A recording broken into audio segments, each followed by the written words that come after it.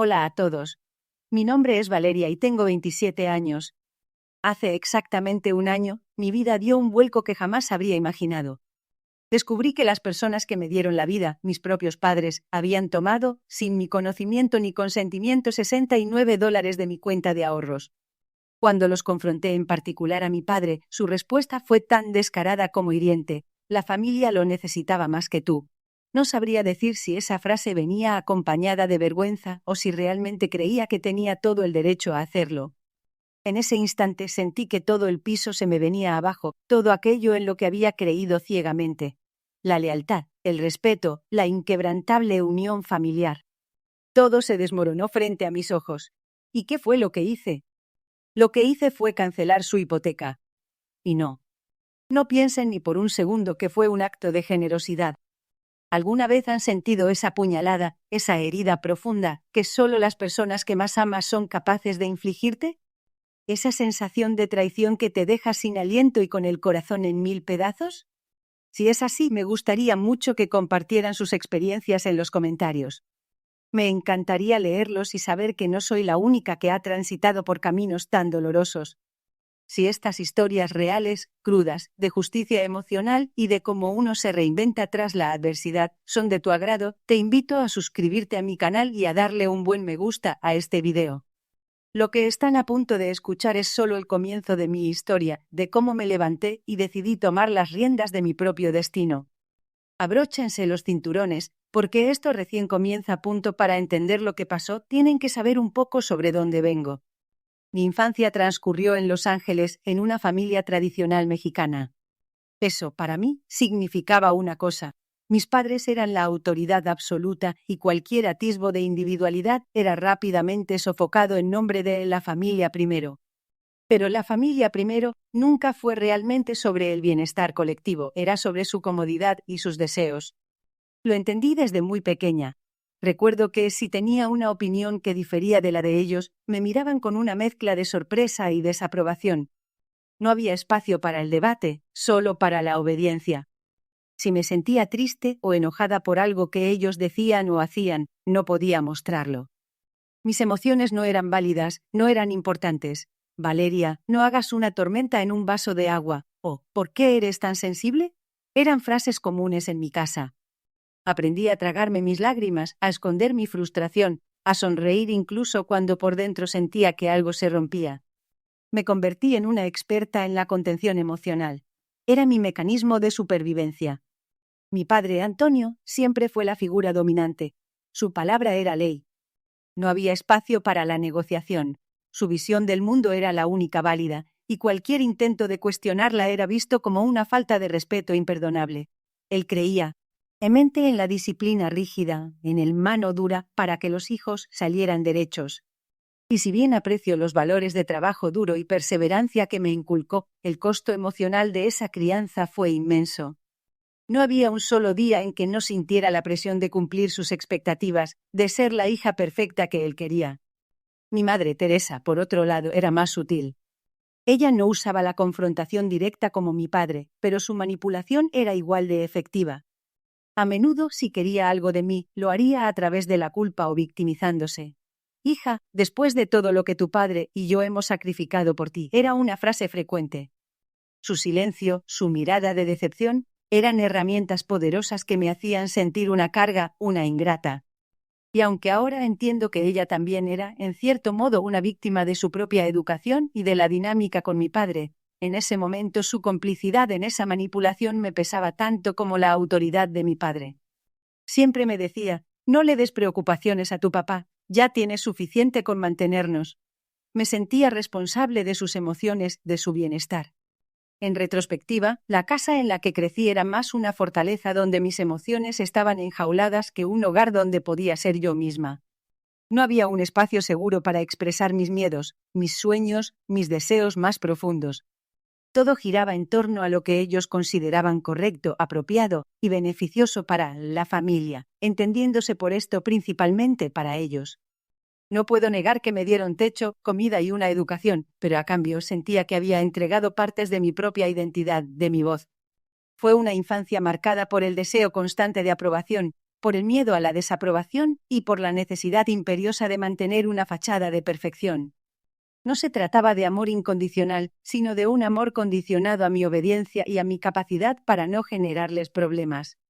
Este ambiente, si bien me hizo increíblemente adaptable y resiliente, también sembró en mí una profunda desconfianza, incluso hacia las personas que se suponía que más me amaban. No tengo que decirles que esa desconfianza más tarde resultaría ser mi salvación. A los 17 años, mi mayor sueño era salir de esa casa, de esa dinámica familiar que me ahogaba. La universidad se presentó como la única vía de escape, mi boleto a la libertad.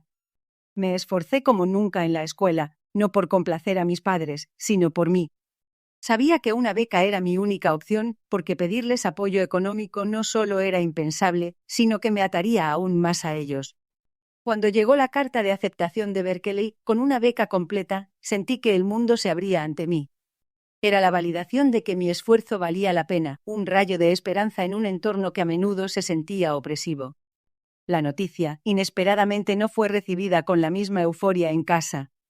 Mis padres reaccionaron con una mezcla de orgullo superficial y una preocupación más profunda, egoísta. Mi padre Antonio me felicitó con un apretón de manos, casi como si hubiese ganado un premio para exhibir. «Eso es mi hija», dijo, inflando el pecho. Pero luego añadió: «Ahora no se te olvide de dónde vienes. Y recuerda que la familia siempre es lo primero». Mi madre Teresa fue más directa: «¿Estás segura de que quieres irte tan lejos? ¿Qué pasa con la familia aquí? ¿Quién nos va a ayudar? Su apoyo moral, si es que alguna vez existió, fue prácticamente nulo. Nunca hubo un «estamos orgullosos de ti» o un «te vamos a extrañar». Solo la reafirmación de que mi partida, a pesar de ser un logro personal, era vista como una deserción de mis deberes familiares. Pero yo estaba decidida. Empaqué mis maletas, dejando atrás no solo mi habitación, sino también años de represión emocional. Recuerdo el día que me fui. Nadie lloró. Nadie me abrazó con esa calidez que uno espera de sus padres en un momento tan trascendental. Fue, como muchas cosas en mi vida, una despedida sin verdadera conexión emocional. Mi padre me dio unos cuantos billetes para gastos iniciales, más como una obligación que como un gesto de generosidad. Mi madre me dio una lista de cosas que no debía olvidar, todas relacionadas con comportamientos adecuados y la necesidad de no avergonzar a la familia. En Berkeley me sumergí en mis estudios y en una independencia que nunca había conocido. Fue liberador. Por primera vez, mis pensamientos y emociones eran míos, sin ser juzgados o coartados. Trabajar a medio tiempo se volvió esencial no solo para mis gastos diarios, sino también para crear una base financiera sólida lejos de la influencia de mis padres. Empecé en la biblioteca de la universidad, luego en una cafetería, y finalmente encontré un trabajo como asistente de investigación, que me daba más flexibilidad y un mejor salario. Cada dólar que ganaba, cada hora que invertía, se sentía como un paso hacia una libertad aún mayor. Fue entonces cuando empecé a ahorrar secretamente. No les decía nada a mis padres sobre mis finanzas. Aprendí temprano que si uno tiene algo, la familia lo consideraría suyo también, o al menos disponible para sus necesidades. Así que creé una cuenta de ahorro separada, a la que solo yo tenía acceso. Era mi pequeño tesoro, la manifestación de mi esfuerzo y mi resiliencia, mi colchón de seguridad. Cada vez que veía cómo crecían esos números, sentía que estaba construyendo los cimientos de una vida verdaderamente mía, una vida donde yo tomaría mis propias decisiones, sin la sombra de la manipulación o la exigencia constante. Aún así, la distancia no borró la exigencia. Siempre que surgía una emergencia familiar que para ellos era cualquier cosa, desde una reparación en la casa hasta una cuenta médica inesperada, la llamada no tardaba en llegar. No era una petición, era una exigencia, a veces incluso un reproche. «Sabemos que estás trabajando, Valeria. ¿No puedes ayudarnos un poco ahora que lo necesitamos? Somos tu familia». Nunca me preguntaron si podía, solo si lo haría. Y yo por años cedí. No tanto por obligación, sino porque en algún rincón de mi ser todavía anhelaba su aprobación, su amor, o al menos sentir que cumplía con lo que ellos esperaban de una buena hija. Esa fue mi debilidad, mi talón de Aquiles, y la usarían sin reparos más adelante. Pero por el momento mi secreto financiero me daba una paz que nunca antes había sentido. Era un pequeño acto de rebelión silenciosa, La primera semilla de mi verdadera independencia. Después de graduarme de Berkeley, mi carrera profesional despegó rápidamente. Me especialicé en análisis de datos, un campo en auge, y conseguí un buen puesto en una empresa tecnológica. Sentía que por fin había logrado una verdadera independencia, tanto económica como emocional. Sin embargo, en 2020, la pandemia de COVID-19 golpeó al mundo, y con ella la incertidumbre. Paradójicamente, para mí, esos años fueron una oportunidad. Al pasar más tiempo en casa con menos distracciones, empecé a investigar a fondo sobre inversiones. Siempre me había interesado la independencia financiera, algo que consideraba la máxima expresión de libertad. Me sumergí en el mundo de las criptomonedas y los fondos indexados. Me eduqué, leí miles de artículos, vi horas de vídeos, y empecé con pequeñas inversiones. Fui metódica, cautelosa, pero también aprendí a tomar riesgos calculados. Para mi sorpresa y satisfacción, mis inversiones empezaron a rendir frutos de una manera que nunca hubiera imaginado. En solo 3 años, la cuenta de ahorros que había empezado a construir secretamente en la universidad, aquella que representaba mi salida de emergencia de la dinámica familiar, creció exponencialmente. Logré acumular $85. Era una suma considerable para mis 26 años, y me sentía increíblemente orgullosa de haberlo logrado por mi cuenta, con mi propio esfuerzo y discernimiento.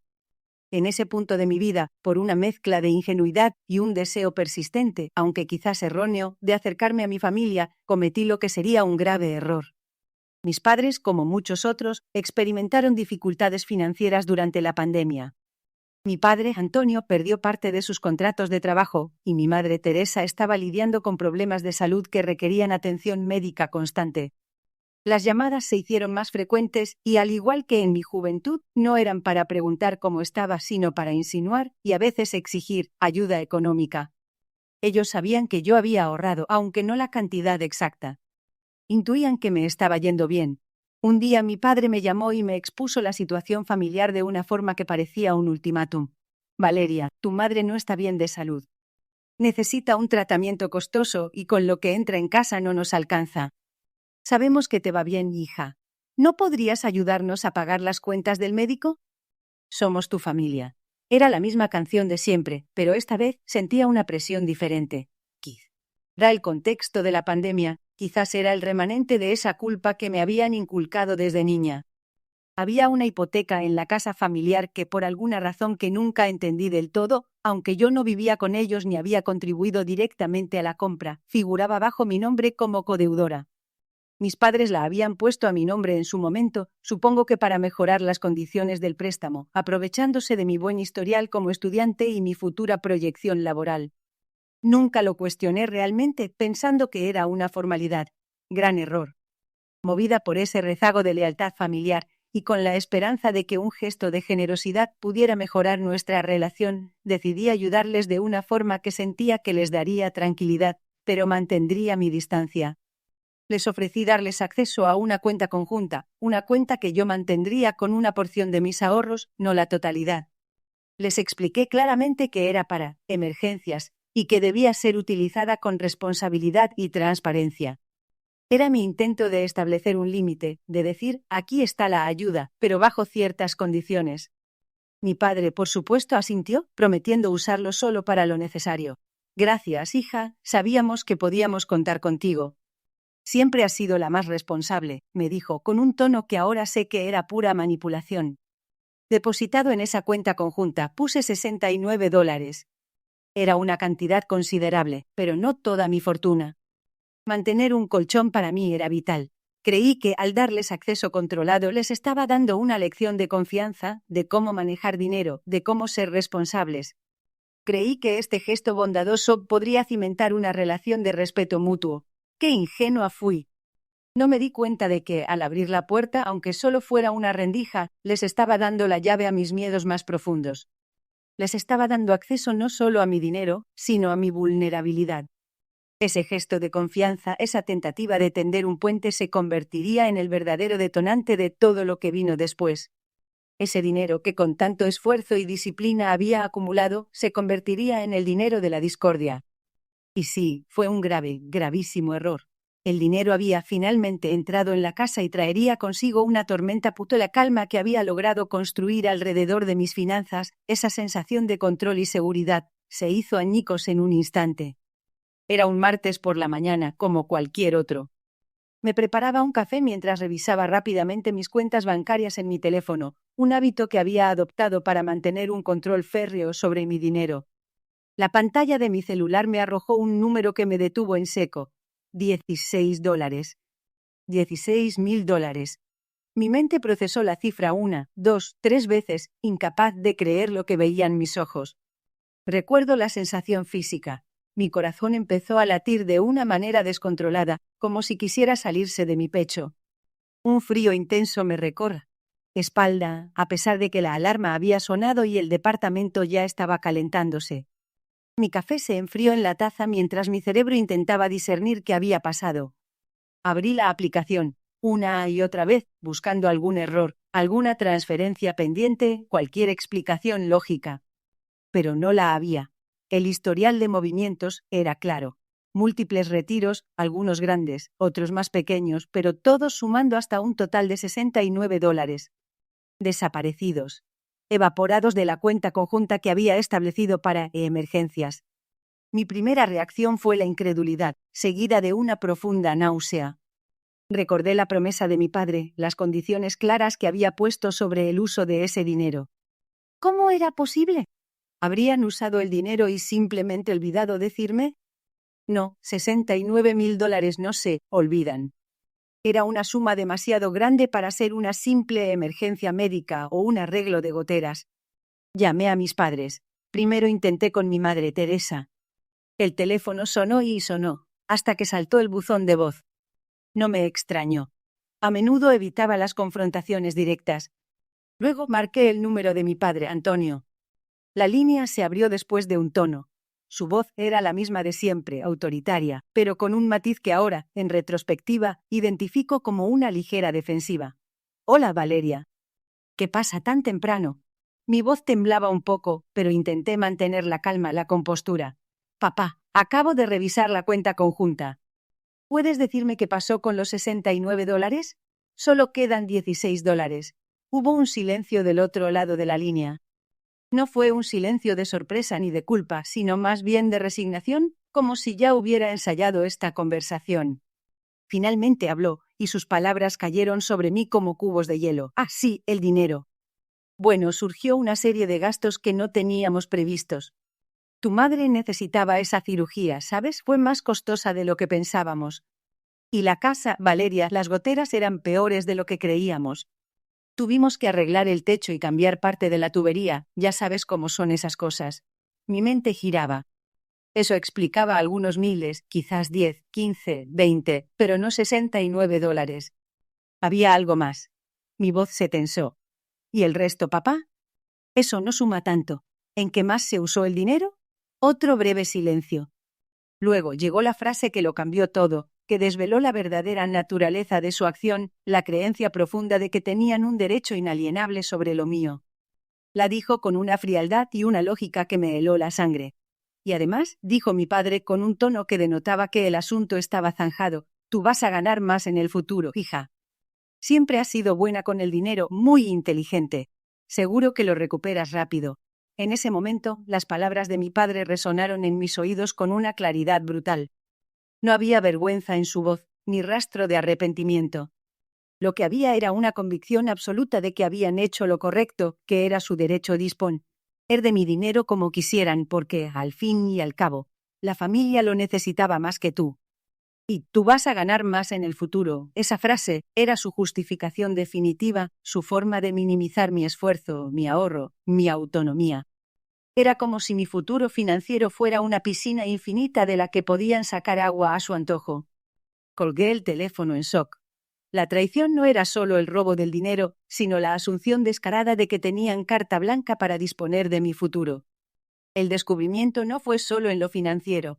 Fue un descubrimiento profundo sobre la verdadera naturaleza de mi relación familiar. No era apoyo, era explotación.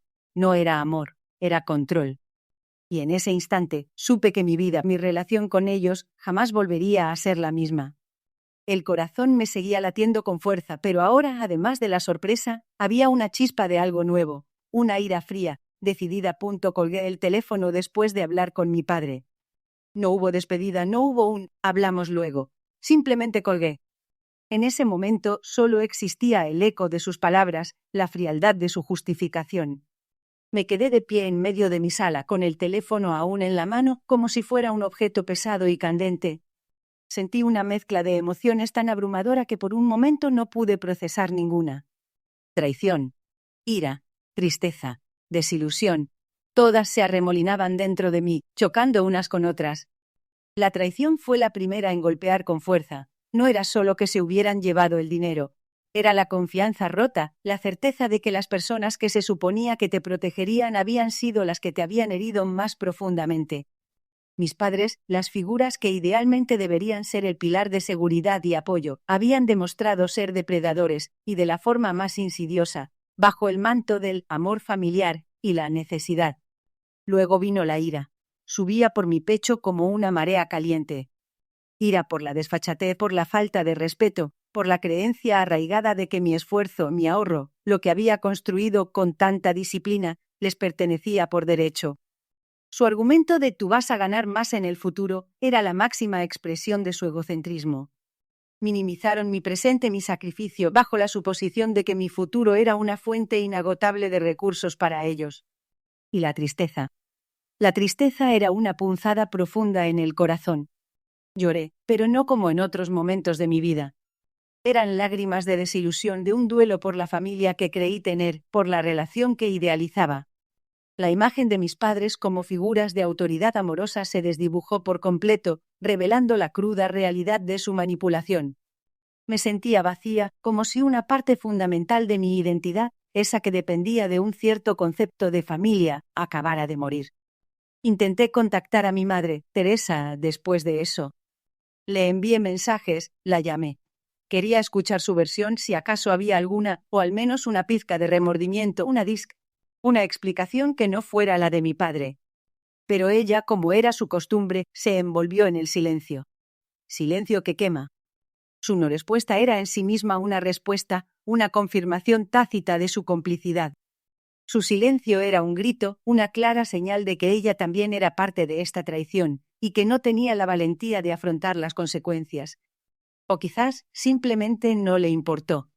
El día transcurrió en una niebla de confusión y dolor.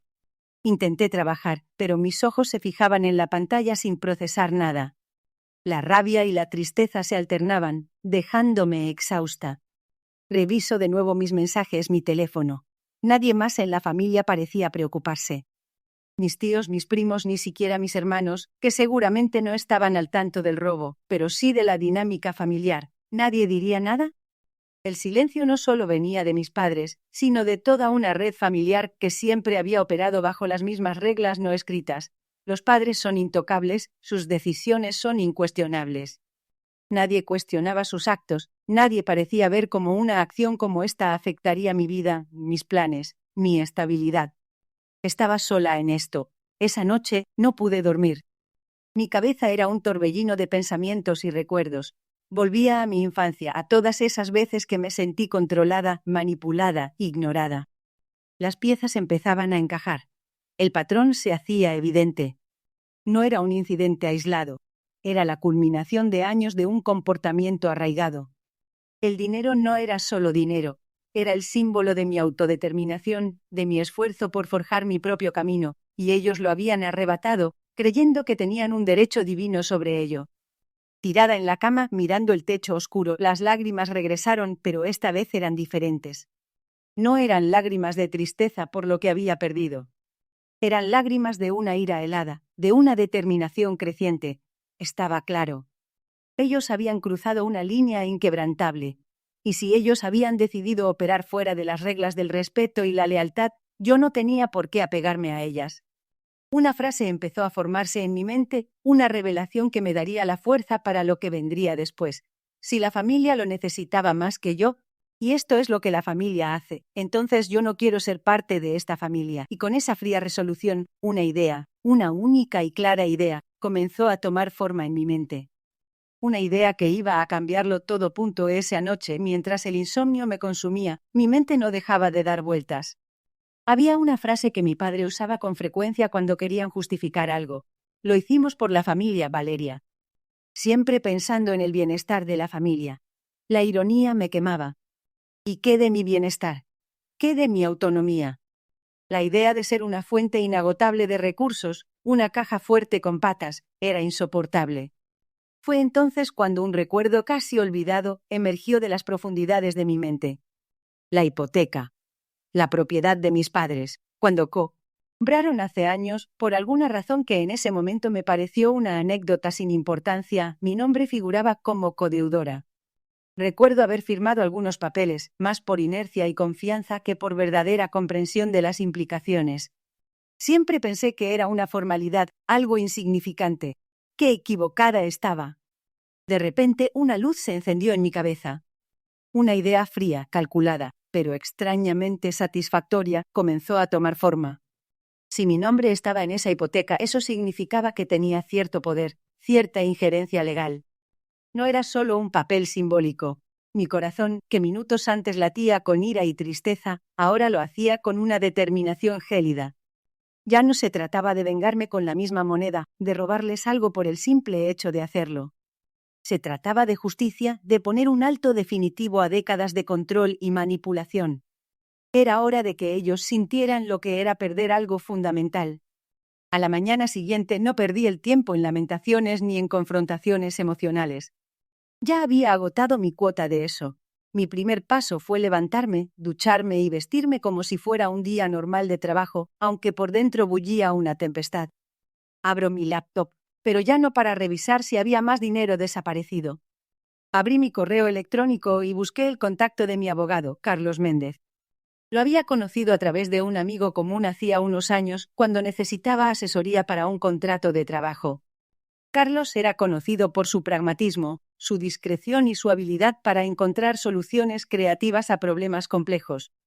Se me ocurrió que sería el aliado perfecto para la idea que se estaba gestando en mi cabeza. Le envié un correo electrónico breve pero directo. Carlos, necesito tu asesoría urgente. Se trata de un asunto familiar delicado, específicamente sobre una propiedad en la que figuro como codeudora. Necesito entender mis derechos y las implicaciones legales de ciertas acciones relacionadas con la hipoteca. No di más detalles, sabiendo que él entendería la urgencia y la privacidad del asunto. Apenas una hora después, Carlos me llamó. Su voz era tranquila, profesional, como siempre. Valeria, recibí tu correo. ¿Estás bien? Suena serio. No tan bien como quisiera, Carlos, respondí, mi voz más firme de lo que esperaba. Pero necesito resolver esto con la cabeza fría. Sin emociones.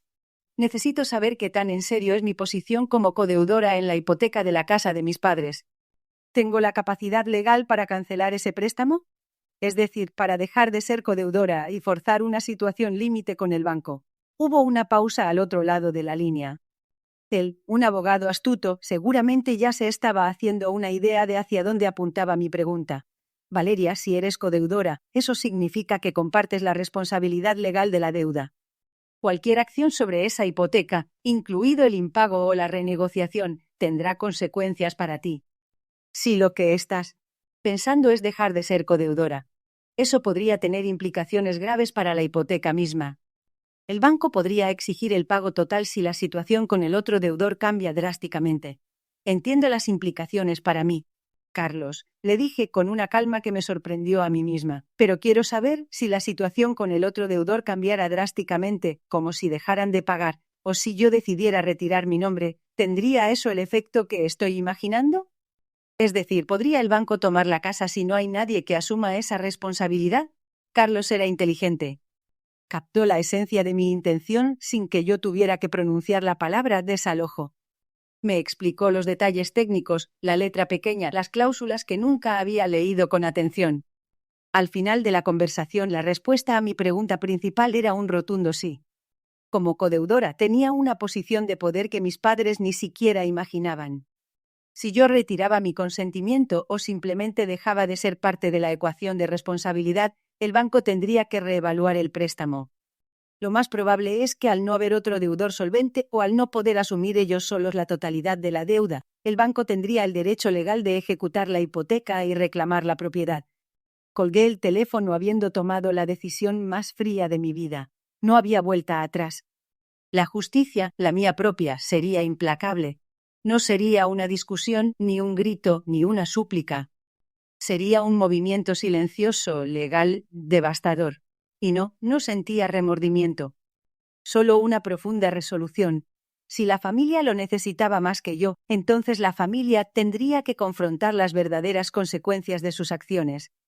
Y yo sería la arquitecta de esa lección. Una vez que Carlos, mi abogado, confirmó la viabilidad de mi plan, no perdí un segundo. La decisión estaba tomada, y mi mente se centró en la ejecución. Quería que fuera rápido, limpio y sin drama, al menos por mi parte. La discreción sería mi mejor aliada. Carlos se puso a trabajar de inmediato, como el profesional eficiente que era. Los detalles legales eran complejos, pero en esencia se trataba de notificar al banco mi intención de rescindir mi responsabilidad como codeudora en la hipoteca. Esto, según lo que me había explicado Carlos, obligaría al banco a reevaluar la situación crediticia de Antonio y Teresa. Dada su situación financiera actual, era muy poco probable que calificaran para asumir la hipoteca por sí solos. Pasaron varias semanas. Semanas que para mí fueron de una calma extraña, concentrada en mi trabajo y en el crecimiento de mis propias inversiones, reconstruyendo mi colchón de seguridad. Para mis padres, supongo, fueron semanas de ignorancia bendita antes de la tormenta. Yo no hice más llamadas ni respondí a las suyas, que se volvieron más esporádicas. Ellos asumían que yo seguía molesta por lo del dinero, pero que, con el tiempo, se me pasaría. No podían estar más equivocados. Recibí una llamada de Carlos. Su tono era neutral, pero sabía lo que significaba. Valeria, el banco ha procedido. Han notificado a tus padres de la rescisión de tu responsabilidad y, como era previsible, les han dado un plazo para renegociar el préstamo bajo nuevas condiciones o, de lo contrario, se iniciará el proceso de ejecución hipotecaria. Me explicó que el banco, al no encontrar la solvencia necesaria en mis padres para asumir la totalidad de la deuda sin mi respaldo, había congelado algunos activos vinculados a la hipoteca y sí, estaban avanzando con la toma de la propiedad. La noticia, a pesar de esperada, no dejó de tener un impacto. La casa familiar. El lugar donde crecí, donde se tejieron tantos recuerdos, buenos y malos. Ese lugar que siempre fue su bastión de la familia primero. Ahora le sería arrebatado. Sentí una punzada, pero no de remordimiento. Era la dolorosa constatación de una era que llegaba a su fin. Las llamadas de mis padres comenzaron poco después, volviéndose cada vez más frenéticas y desesperadas. Primero, mi madre. Su voz, que usualmente era tranquila y quejumbrosa, ahora estaba llena de pánico. Valeria, ¿qué está pasando? El banco nos mandó una carta. Dicen que van a quitarnos la casa. ¿Tú sabes algo de esto? ¿Es por el dinero que tomaste? Yo mantuve mi réplica simple y directa, una frase que había ensayado mentalmente una y otra vez. Sí, mamá. Yo retiré mi nombre de la hipoteca. Es mi derecho. El banco les dio la opción de arreglarlo, ¿verdad? Luego mi padre. Su voz grave, llena de una mezcla de incredulidad y furia contenida. Valeria, ¿qué has hecho? ¿Cómo pudiste hacernos esto? Esta es nuestra casa, el hogar de tu infancia. ¿Qué clase de hija eres? Mi respuesta fue la misma que él me había dado, pero pronunciada con una frialdad y una carga de significado que él nunca intencionó. Papá, no me digas que no me entiendes. La familia lo necesitaba más, ya lo sabes. Hubo un silencio pesado, donde pude sentir su incredulidad, su shock al escuchar sus propias palabras replicadas contra ellos. Él tartamudeó algo, incapaz de responder. Yo, por mi parte, no esperé. Colgué. Las semanas siguientes fueron un torbellino. No volví a contactarlos. Ellos me llamaban a diario, con ruegos, con amenazas, con lamentaciones. Mi madre lloraba, mi padre gritaba. El banco, por su parte, siguió con el proceso. El sistema legal y financiero actuó con su propia imparcialidad, ajeno a los dramas familiares. La casa fue retirada por el banco. Las notificaciones llegaron, los plazos se cumplieron. De repente mis padres se encontraron sin el activo más grande que poseían, sin el símbolo de su estabilidad y control. No sé a dónde se mudaron exactamente. No quise saberlo. Dejé que Carlos manejara la comunicación legal con el banco y con sus representantes, desligándome por completo. Aquella casa que durante años había sido el escenario de mi represión, el lugar donde me sentía atrapada, ya no era suya y, de algún modo, al no ser suya, ya no tenía poder sobre mí. El acto fue final. No hubo una pizca de arrepentimiento en mi corazón. Lo que hice, lo hice porque entendí que a veces la única forma de cortar un ciclo de manipulación y traición es cortar radicalmente los lazos que te atan. La familia, según sus reglas, había colapsado, y fui yo quien tiró del hilo. Fue un acto de justicia, no de generosidad, y fue solo el principio de mi verdadera libertad. La caída de la casa familiar, el fin de ese símbolo de su poder, no pasó desapercibida para el resto de la familia extendida. Mis tíos, mis primos e incluso algunos amigos cercanos de mis padres no tardaron en enterarse. Y, como era de esperarse, la bomba explotó. Las llamadas y los mensajes que antes provenían solo de mis padres ahora se multiplicaron con nuevos remitentes. Mis hermanos, mis primos, tías y tíos solían llamarme no para preguntar cómo estaba, sino para echarme en cara lo que había hecho. Me acusaban de ser cruel, desconsiderada y de haber roto la unidad familiar. Recuerdo una llamada particularmente acalorada de mi hermano menor Omar, que siempre había sido más sumiso a mis padres. Su voz estaba llena de resentimiento.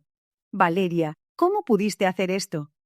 ¿Dejar a nuestros padres en la calle? ¿Sabes la vergüenza que nos has traído a la familia? Mamá no para de llorar, y papá está destrozado. Mi respuesta fue una calma que seguramente los descolocó. ¿Destrozados, Omar? ¿Vergüenza? ¿Y qué me dices de los $69 que mis padres me robaron? ¿De la vergüenza de haber creído en ellos y ser estafada por mi propia familia?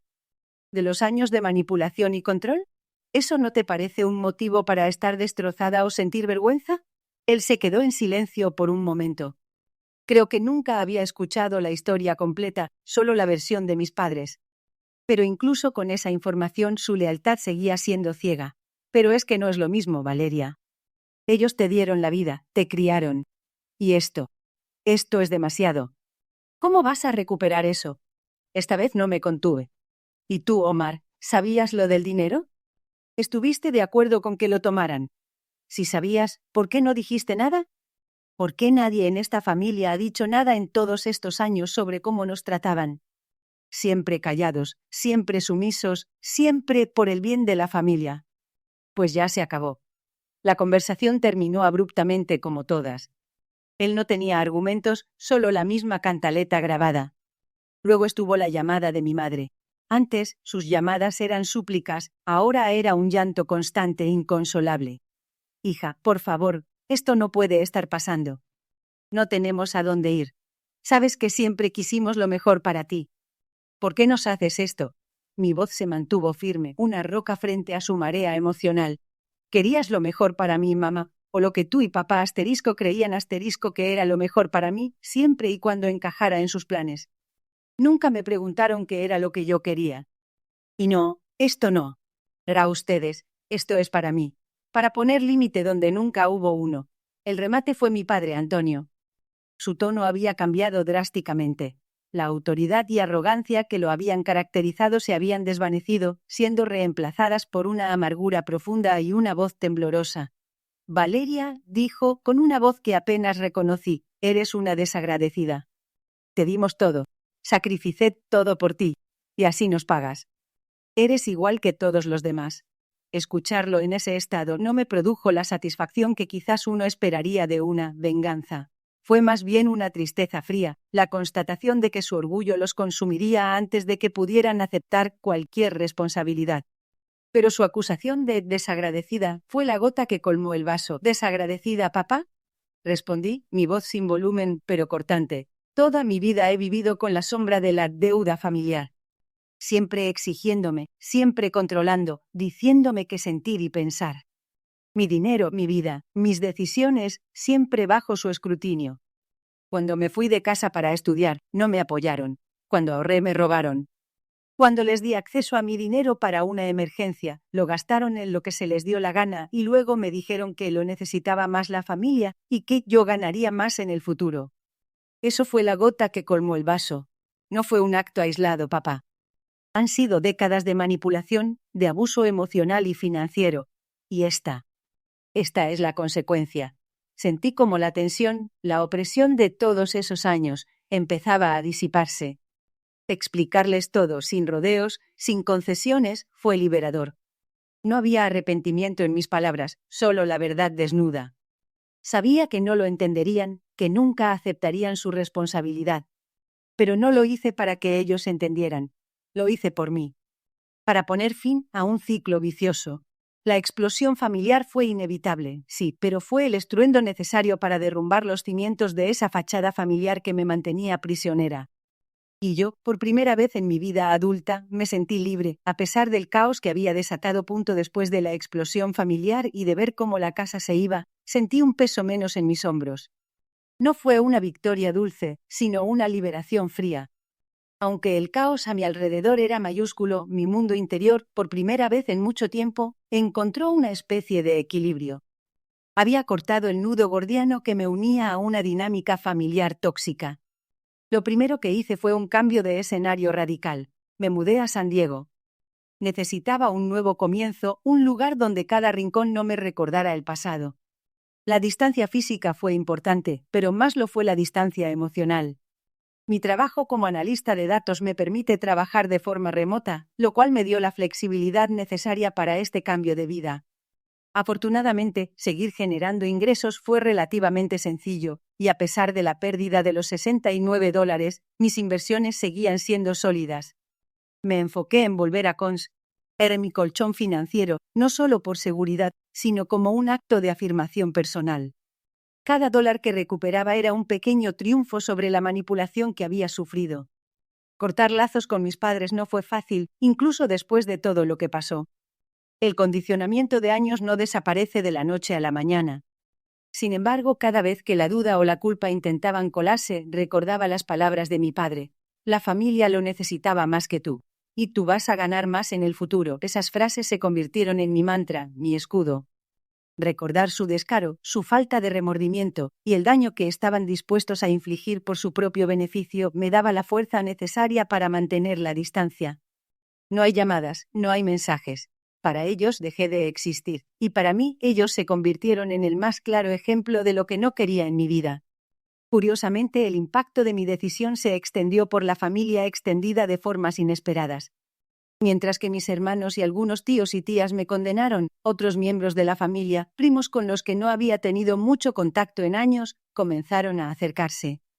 Ellos, al parecer, también habían sido víctimas de manipulación y expectativas no realistas por parte de la rama de mis padres. Fue sorprendente y sanador.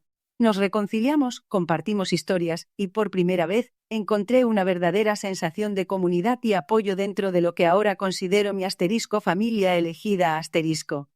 Con ellos, las relaciones son de respeto mutuo, de apoyo sin condiciones, sin exigencias ocultas. Son relaciones basadas en el amor y la elección, no en la obligación o la sangre. Este proceso de renacer me ha enseñado lecciones invaluables. La más importante es que poner límites es el mayor acto de amor propio. Durante años, confundí la lealtad con la sumisión, el respeto con el silencio. Creí que el amor significaba sacrificios sin reciprocidad. Ahora sé que el verdadero amor, empezando por el amor a uno mismo, implica defender tu espacio, tu energía, tus recursos y tu bienestar. Implica decir no cuando es necesario, incluso a las personas que supuestamente deberían quererte. Aprendí que la confianza es un privilegio que se gana, no un derecho que se exige por parentesco. Y que la resiliencia no es solo aguantar, sino reconstruir, redefinir y florecer en tus propios términos. Mi identidad ya no está ligada a ser la hija de o la hermana de.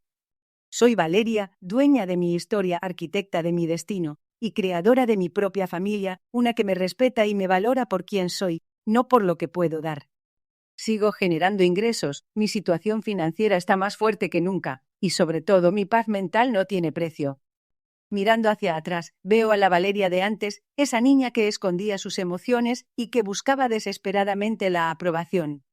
Y miro a la Valeria de hoy, una mujer que ha encontrado su voz, que se atreve a ser auténtica y que no teme las consecuencias de sus decisiones cuando éstas buscan su propio bien. Fue una batalla, sí, pero una batalla que valió la pena librar. A veces, la sangre no hace familia. Las decisiones sí.